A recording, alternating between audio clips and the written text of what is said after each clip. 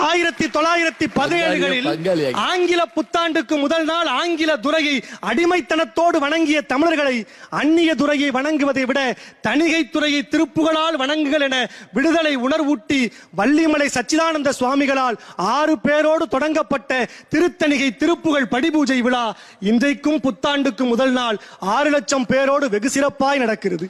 வேலாயுதனை பற்றி அருணகிரி எழுதிய திருப்புகழ் எனும் நூல் ஆயுதம் ஏந்தி இந்த மண்ணில் ஆன்மீகத்தோடு தமிழும் தேசப்பணியும் வளர்ந்திருக்கிறது.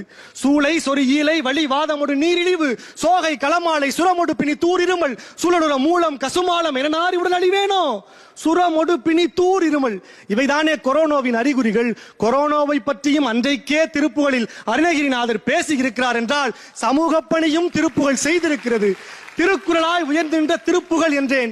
திருக்குறள் எல்லா உயிர்களையும் இணைத்து பாடியது. திருப்புகள் எல்லா கடவுள்களையும் இணைத்து